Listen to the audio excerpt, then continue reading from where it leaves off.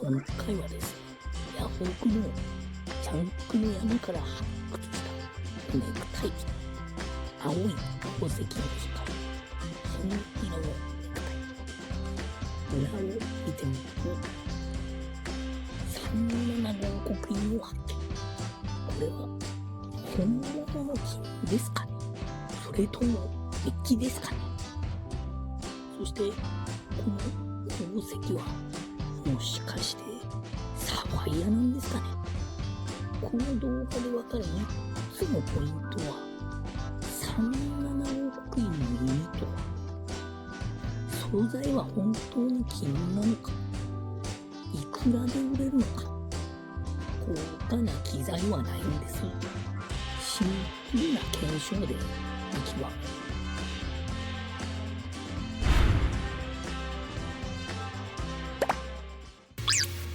はい、どうも、ジャンク鉱山ラボです。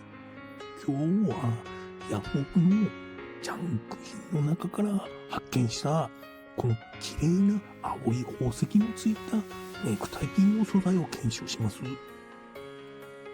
厳密にはタイバーと呼ばれるネクタイを挟むタイプの装身具ですね。うわぁ、キラキラですなぁ。この動画でわかることは3つ。1、375刻印とは何か。2、素材は本当に金なんですか。3、いくらで売れるのか。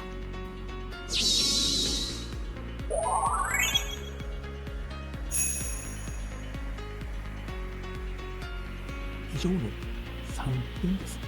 あとおまけで青い宝石に迫る考察をします。これらの高価な機材はないんで、そういったものを使わずにできる範囲でシンプルに検証していきます。まずは重さを測ってみます。重さはかなり重要です。 6.36g。 もっと増えたら嬉しいんですけど、増えないですね。もう 6.37g になりました。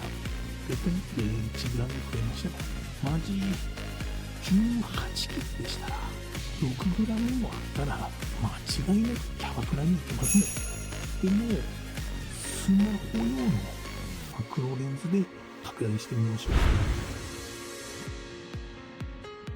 う。素材の色はかなり黄色が強いブロンズな感じです。宝石はキラキラでとっても綺麗ですね。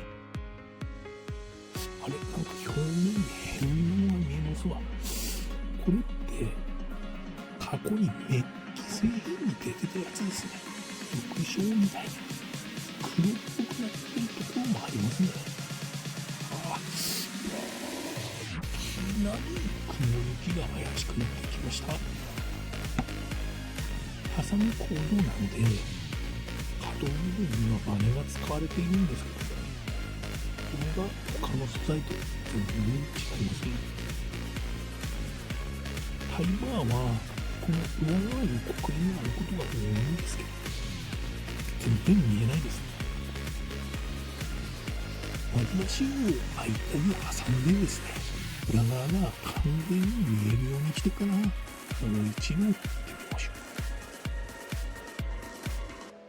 全然見えないですね。こんなところにありました。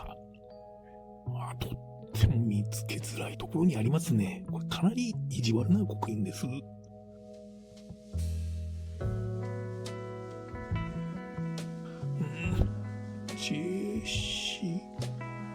JC って何ですかね。女子。まあいいや。JC はよくわかりませんね、私は。375刻印を見つけました。375です。前回の動画で24分率の刻印と純度を少しだけ解説したんですけれども、表の一番下に純度375の京急というのは頼んでる人がいたら超優秀です。きっとこれは吸金のことなんでしょうね。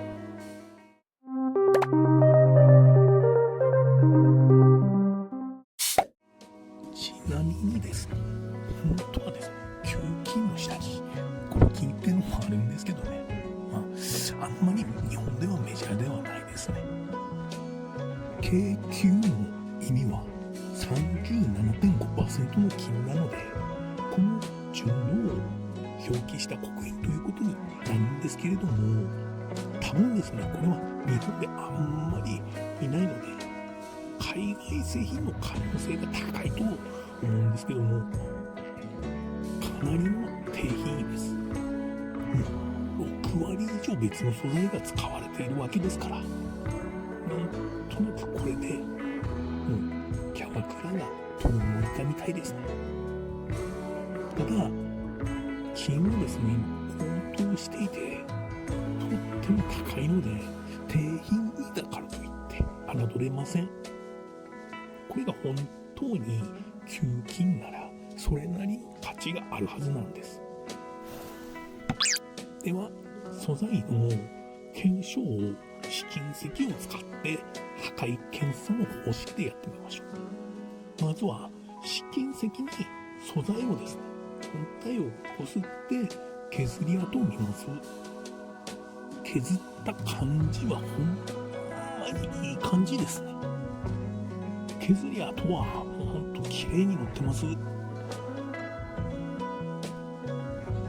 体の方を観察してみますと、ここでメッキだと内部の素材が熱が出たりするんですけど、今のところ大丈夫そうです。ではテスターをつけてですね、観察してみます。消えませんね。これは本当にとってもいい兆候です。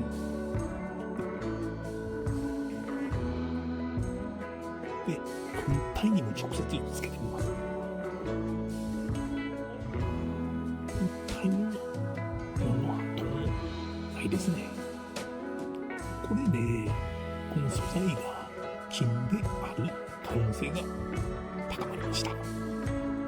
しかしですね、過去にものすごい熱いメッキという経験もありますので、切断して内部を検査することの重要性は私は身に染みて分かっております。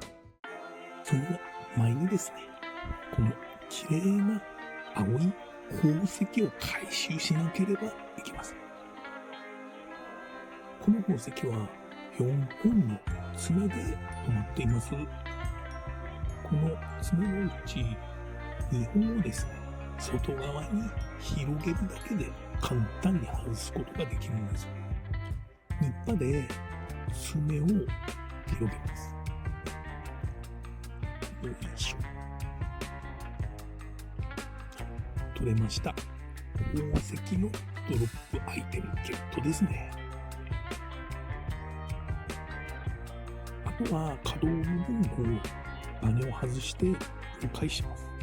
ほとんどの場合です。このバネは周辺の素材は強度上金とは違う素材が使われることが多いんですけど、今回はですね、かなりの低品な刻印です。なのでこの部分が何の素材になるのか気になるんですよね。はい、分解できました。これがねじりバネです。ねじりバネ、ねじバネですね。こういった製品によく使われていますのが、金のスクラップという意味では素材が違うので全体の重さから引く必要があります。これ重要なポイントなんですよ。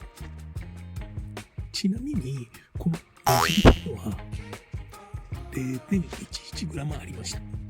結構あるんですよね。バネ、ちっちゃいバネなんですけども、スクラップの評価ではこういったマイナス要素です。差し引くこと重要なんですよ。では本体をですね、切断して検査します。切断面はテススターの反応もなくてですね、とっても良い状態です。これで、この素材がですね、金である可能性が非常に高いことが分かりました。気になる他のパーツはどうでしょうか。これらもですね、問題なさそうです。で、漢字の比ですよね。ほんまに375あるのかよというのが重要な問題です。ということで、簡易的に比重を計測しています。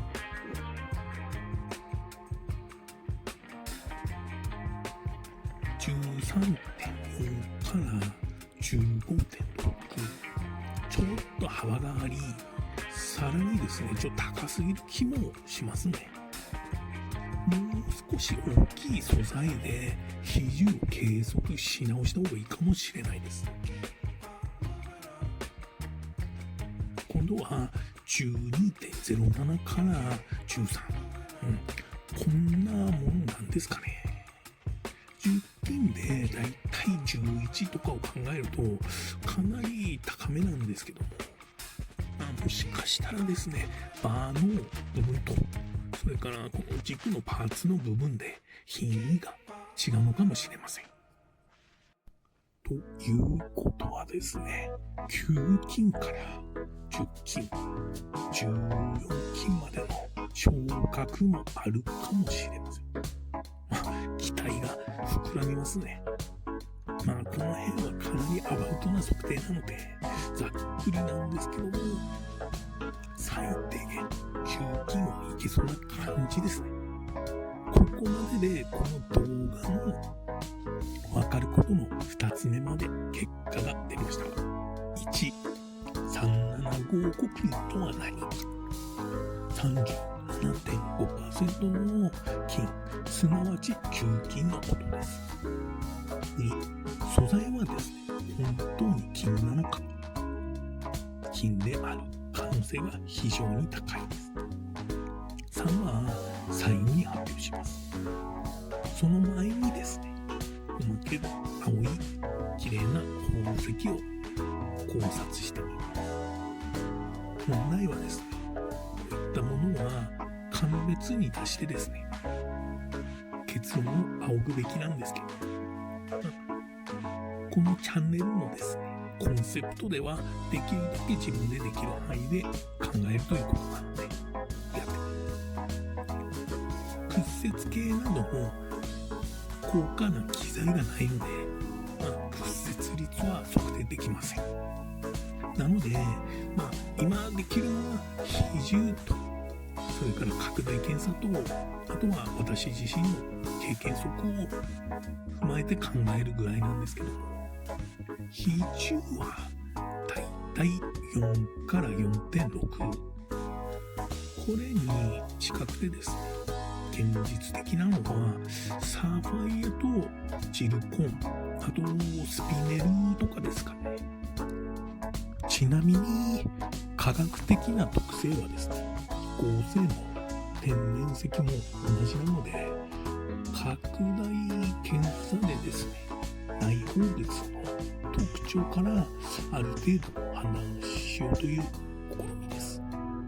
USB の顕微鏡で見る前によく洗っておきます。超音波洗浄機と、あとバフカス落としですね。これほんと綺麗になるんで、これを使って洗浄していきます。あとはよーくすすいでですね、はい、綺麗になりましたね。 USB 顕微鏡とこのノートパソコンでですね、拡大検査をしていきます。カットの両線ですね、これが非常にシャープなんですよ。これは高度の高いですね、場合の特徴なんです。同じようなカットをシトリンなどに施しても、このシャープさですね、このシャープさは出てきません。次に観測できるのは細い線状の結晶です。この湾曲した場合ですね、戦場の結晶が湾曲した場合は、合成石の一つの特徴となり得ますが、こちらはまっすぐに伸びてるように見えます。なので、これは天然コランダムに見られる細い一部のシルク線結晶の可能性がですね、あるんです。なので、この宝石はサファイアなのではないかなと考えています。まあ、この辺はですね、完全なものなので、あくまでおまけの考察となります。基本はですね、やっぱり鑑別屋さんに出して、科学的な検証をされて、結果を見るべきですね。鑑別書を取るべきです。では、最後にいくらで売れたのか、査定結果の発表です。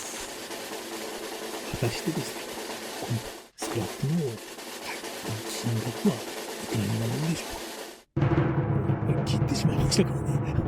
今更売れません。じゃあ、すみません。3756円のスクラップ。5.96g ですね。32,780円。結構いきましたね。青い宝石の 0.29g。およそ 1.45 カラット相当なんですけども、今回はですね、ドロップアイテムとして貯めておきます。やっぱり金が高くなっておりますからね。たとえこのような低品のものでも貴重な存在なんですね。今後もこんな感じの動画を作っていく予定です。もしですね、この動画が良かったと思ったら、チャンネル登録とグッドボタンをお願いします。最後までご視聴ありがとうございました。